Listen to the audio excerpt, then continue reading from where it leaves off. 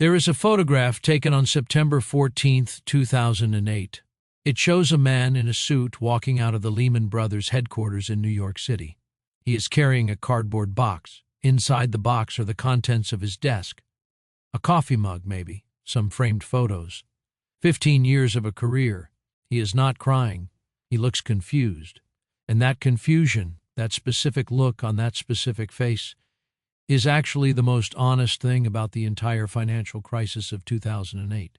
Because the people who worked inside the system, the people who were supposed to understand it better than anyone, were the most surprised of all. That should bother you. Not because the crises happen. That is almost beside the point. What should bother you is the word that followed it everywhere. The word every economist, every central banker, every politician used in the weeks and months after. Unexpected. The crisis was unexpected. The 2001 dot-com crash was unexpected. The 1997 Asian financial crisis was unexpected. The savings and loan collapse of the late 1980s was unexpected. The Great Depression, which wiped out a third of global economic output and left a generation permanently scarred, was unexpected. Every single major economic crisis in modern history has been described using that same word. And at some point, you have to stop accepting the word and start asking the question underneath it.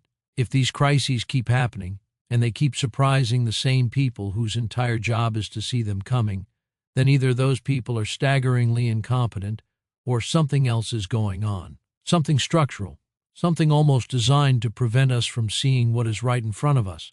That is what this video is about. Let us start with a simple idea that sounds obvious but has enormous consequences. Economies run on confidence, not on factories, not on spreadsheets, not on gold reserves or trade agreements. Those things matter, but underneath all of them is something much more fragile: confidence. The collective belief that things will roughly continue to work the way they have been working. When you deposit money in a bank, you are not really storing money. You are expressing confidence that the bank will give it back. When a company borrows to build a new factory, it is expressing confidence that future revenue will cover the loan. When a government sells bonds, it is betting that investors will have confidence in the country's ability to repay over 10 or 30 years. Every single transaction in a modern economy contains an invisible ingredient, an assumption about the future, a bet that tomorrow will look more or less like today. This is not irrational. In fact, it is the only way a complex economy can function. You cannot stop and verify every assumption before every transaction. The system would grind to a halt. So instead, we extend trust. We move fast. We assume.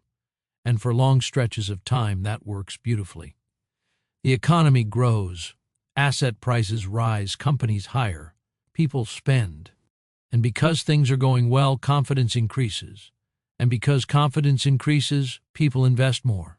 And because they invest more, things go even better. And because things go even better, confidence increases further. Economists have a word for this. They call it a positive feedback loop. But there is a simpler word for it: a bubble. Here is where it gets interesting and slightly uncomfortable. A bubble does not feel like a bubble while you are inside it. It feels like prosperity. It feels like progress.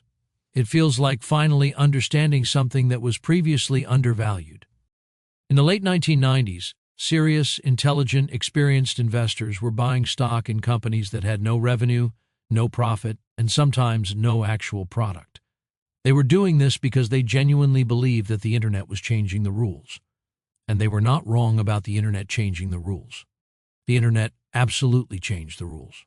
They were just wrong about the timeline and the valuations and which specific companies would survive. But here is the cruel trick the bubble plays on your perception. The longer you are inside it, the more evidence accumulates that you were right to believe. Prices keep rising. Your portfolio looks great. Your colleagues who were skeptical are starting to look foolish. The news is full of success stories. Magazine covers celebrate the geniuses who saw it coming. And then a number does something it was not supposed to do. It goes the other direction. And suddenly all that accumulated evidence that you were right flips into evidence that you were catastrophically wrong. The same logic that justified buying at $1,000 per share is now completely silent. There is nothing in the bull case that explains what to do when the tide goes out. That phrase, by the way, comes from Warren Buffett.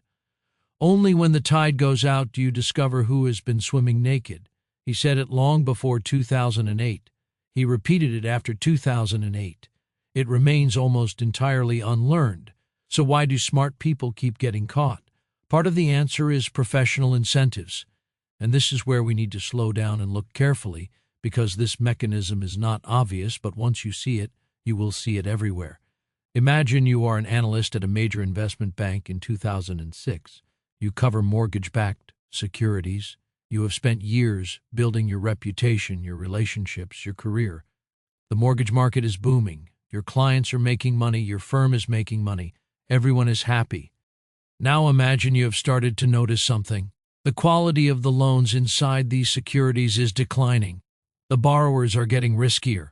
The assumptions baked into the models do not quite match what you are seeing in the actual data. Something feels off. You have two choices. Choice one, you write a report. You tell your clients the music is about to stop. You recommend they reduce exposure. You explain the risk clearly and honestly. And here is what happens. Your clients are annoyed because they are making money and you are telling them to stop. Your competitors who are not issuing warnings will keep getting business from those clients. Your firm's revenue from this product line will decline. Your bonus will reflect this. Your colleagues will quietly wonder whether you have lost your nerve. And if you are wrong and the market keeps rising for another year, you will look like a fool. Choice two, you say nothing dramatic. You keep your ratings roughly in line with everyone else. You add some cautious language in footnote 7. You collect your bonus. This is not a story about evil people. This is a story about a system of incentives that makes it professionally rational to be wrong in the same direction as everyone else, and professionally catastrophic to be right at the wrong moment. The technical term for this in financial theory is herding behavior, but the simpler description is that the system rewards conformity and punishes early warning. And then, when the crash comes, everyone says the same thing. Nobody saw this coming. Let us talk about the models, because the models deserve their own moment of scrutiny. Modern financial institutions do not make decisions based on intuition. They make decisions based on quantitative models, sophisticated mathematical frameworks that take in enormous amounts of data and output probabilities, risk assessments, and recommendations.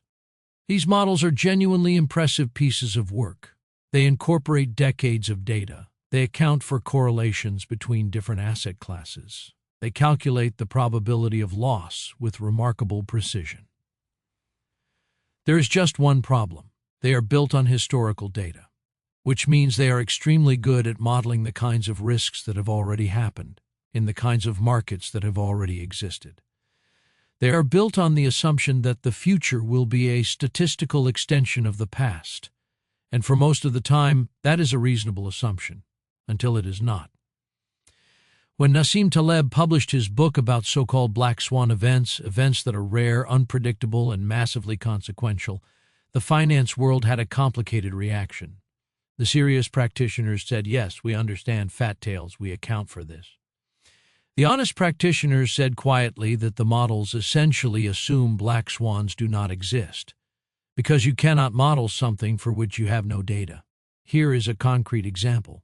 The models used to price mortgage-backed securities before 2008 were calibrated on housing market data going back several decades. That data showed that national home prices in the United States had never declined significantly all at once. Regional declines, yes. National decline, no. So the models assigned a very low probability to that scenario. The models were not wrong about the past, they were wrong about the future. And the distinction between those two things is exactly the gap that crises fall through. Now add to this something that makes the whole situation considerably stranger. The people who are supposed to prevent crises are also subject to the same optimism bias as everyone else, and they operate under a specific additional pressure that almost guarantees a particular kind of blindness. Central banks and financial regulators are charged with maintaining stability. Confidence in their institution is itself a part of the system, which means that when a central bank governor stands up and says everything is fine, they are not merely reporting on the economy. They are partly performing a function that is intended to keep the economy stable by maintaining confidence. This creates an extraordinary paradox. If the central bank tells the truth about a fragile system, the act of telling the truth could itself trigger the collapse it is warning about. Confidence might evaporate. A bank run, a market panic, a credit freeze. The warning becomes the cause of the disaster. So the rational choice for the institution is to choose words very carefully, to signal concern without triggering fear, to manage perception as much as reality. In June of 2007, Ben Bernanke, then chairman of the Federal Reserve, said that problems in the subprime mortgage market were, quote, contained. He was not lying in any crude sense.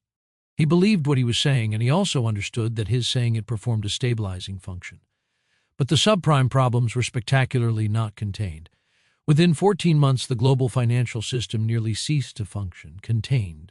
That word alone should be studied in every economics classroom in the world. We are now roughly halfway through the mechanism. Let us zoom out for a moment to look at a larger pattern, because what we have described so far might sound like a 2008 problem, a specific failure of a specific era. Sophisticated instruments, deregulated banks, reckless lending. But these crises follow almost exactly the same arc every single time. In the 1630s in the Netherlands, tulip bulb prices rose to extraordinary levels. At the peak, a single bulb of a particularly rare variety could sell for the equivalent of a skilled craftsman's annual salary. Investors were buying options on bulbs not yet grown. Secondary markets developed. Financial instruments layered on top of flowers. And then the price fell. Overnight. Contracts were voided. Fortunes were erased. In 1720, the South Sea Company in Britain promised investors returns from a monopoly on trade with South America. The company's stock rose 800% in a year. Members of Parliament held shares. Isaac Newton, one of the greatest analytical minds in human history, invested, lost his fortune, and reportedly said, quote, "I can calculate the motion of heavenly bodies, but not the madness of people." Every boom and every bust follows the same emotional architecture. First, a real and legitimate development that genuinely creates value. New technology, new trade routes, new financial instruments. Second, optimism spreads, prices rise, more people participate. Third, the original logic becomes detached from the rising prices. People are no longer buying for value. They are buying because prices are rising. Fourth, someone sells, and then someone else sells. And then the confidence that was the foundation of the whole structure evaporates in a matter of days or sometimes hours. What changes across 4 centuries is the technology, the instruments, the speed. What does not change is the human architecture underneath. This brings us to what might be the most uncomfortable part of this entire picture. We know this happens. We have known it for hundreds of years. There are entire academic disciplines dedicated to studying it. Behavioral economics, financial history, systemic risk theory, books, papers, doctoral theses. Brilliant people have spent careers trying to understand exactly why this cycle repeats, and it keeps repeating. So either the understanding is insufficient, or the understanding, however clear, is simply not connected to the incentive structures that actually drive behavior. There is a concept in economics called rational irrationality. It sounds like a contradiction, but it describes something real. When the cost of being rational is high, and the benefit of conforming to an irrational consensus is immediate and personal, it can be individually rational to participate in something collectively irrational. A fund manager who avoids the tech bubble in 1998 and 1999 will underperform their benchmark. Their clients will leave. Their fund may close. By the time they are proven right in 2001, they may no longer have a career to be right in. A home builder in 2005 who believes the housing market is overvalued cannot simply stop building. Their competitors will not stop. The land will appreciate while they wait. Their shareholders will revolt. A banker who refuses to package risky mortgages into securities will watch their market share decline while their competitors' balance sheets balloon. Their board will ask why they are leaving money on the table. The individual logic at every level points in the direction of the bubble. And the aggregate of all those individual rational decisions creates something collectively insane. This is not a bug. This is not a design failure that clever regulation can simply fix. This is a feature of how economic systems interact with human psychology, and it has been a feature for at least 400 years. Now let us talk about what happens when the music stops, because the anatomy of the crash itself contains its own set of surprises. One of the most persistent myths about financial crises is that they arrive suddenly. The story we tell ourselves is that everything was fine, and then one day, a shock occurred, and the crisis began. This is almost never true. The warning signs are almost always there. The data is almost always visible. What changes is not the underlying situation, but the collective interpretation of it. Researchers who have gone back and analyzed the years before major financial crises consistently find the same pattern: rising debt levels, increasing asset price to earnings ratios, declining lending standards, expanding leverage, growing divergence between asset valuations and underlying economic fundamentals. These signals were present before 2008. They were present before the dot-com crash. They were visible before the Asian financial crisis of 1997. The signals were not hidden. They were simply not being aggregated, taken seriously, or acted upon. And here is the part that should make you slightly queasy. Right now, in whatever year you are watching this video, those same signals are somewhere in the system, not necessarily pointing to imminent collapse, but somewhere in some asset class, in some corner of the credit market, in some new financial instrument that did not exist 10 years ago, the same dynamic is playing out. Prices detached from fundamentals, leverage increasing, optimism outrunning evidence. We cannot tell you exactly where. If we could, we would be billionaires. But we can tell you with near certainty that it is happening, because it is always happening somewhere. That is what a complex dynamic economy does. The final layer of this story is about what happens after the crash, because the aftermath of crises has its own strange logic, and it tells us something important about why the cycle continues. When a major economic crisis hits, there is enormous political and social pressure to do something, to act, to fix the system so this cannot happen again. Investigations are launched, commissions are formed, new regulations are written, specific instruments are banned or restricted, specific practices are prohibited, and the regulations are real. After 2008, the Dodd-Frank Act in the United States was genuinely substantial.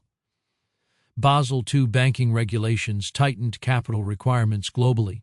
Stress tests were introduced. Oversight was increased. But here is what the history tells us. Every round of post-crisis regulation is specifically designed to prevent the last crisis. It is, almost by definition, backward-looking. The mortgage-backed securities that caused 2008 are now heavily regulated. Great. But the next crisis will not be mortgage-backed securities. It will be something else, something new, something that does not yet have a regulatory framework because it does not yet have a history of causing harm. The system learns, but it learns the wrong lesson. It closes the door through which the last fire entered, while the next fire is building in an entirely different room. This is not cynicism. This is pattern recognition across 200 years of financial history. Hyman Minsky, an economist who spent his career being largely ignored and then suddenly very relevant in 2008, had a phrase for this. He said stability is destabilizing. What he meant was that long periods of stability create the conditions for instability. When nothing goes wrong for a long time, risk tolerance increases, leverage increases. The memory of past crises fades. A new generation of market participants arrives who have no personal experience of serious loss, and the cycle begins again. His work, largely developed in the 1970s and 1980s, described almost exactly what happened in 2008 with extraordinary precision. He died in 1996. He never saw his vindication. So where does this leave us? There is a version of this story that ends with a list of warning signs to watch for. Red flags in the bond market, yield curve inversions, credit spreads widening. And those things are real and useful and worth understanding. But this video is not really about how to predict the next crisis. It is about something harder and more important. It is about why the structure of the game makes prediction genuinely systemically difficult. Not because economists are stupid, Not because regulators are corrupt, though sometimes they are. Not because investors are reckless, though sometimes they are. But because the system is built on confidence, and confidence cannot be optimized and supervised at the same time. The moment you look at confidence too directly, you begin to destabilize it. Like measuring a subatomic particle, the act of observation changes the thing being observed. Every participant in the system has an incentive to stay in the game longer than the evidence justifies. Every institution has an incentive to project confidence even when uncertainty is rising. Every model has a blind spot at exactly the point where historical data runs out and the unknown future begins. And all of this combines to produce a system that can sustain itself brilliantly for long periods, and then fail with a speed and comprehensiveness that reliably shocks everyone who is inside it. The man in the photograph walking out of Lehman Brothers with his cardboard box. He worked in a building full of people who spent their days thinking about risk. They had more financial data than any institution in human history. They had Nobel laureates consulting for them. They had supercomputers running models around the clock. And they were surprised, not because they were uniquely foolish, but because the system they were inside was specifically structurally optimized to make the crisis invisible until it was unavoidable. Here is the question that does not have a clean answer. If you cannot trust the models, and you cannot trust the ratings agencies, and you cannot trust the regulators, and you cannot trust the incentives of the people closest to the risk, and you cannot trust the reassuring words of central bankers because their job requires them to be reassuring, regardless of the underlying situation, what exactly can you trust? Maybe the honest answer is that you trust the pattern, not to tell you when or where, but to tell you that it is coming, somewhere, at some point, with the full force of a surprise that, in retrospect, will seem entirely obvious. The history of economic crises is not a history of failures. It is a history of a system doing exactly what it was built to do, right up until the moment it cannot. And someone, somewhere right now, is walking into a building carrying a fresh coffee, sitting down at their desk, and opening a market that is working perfectly. For now.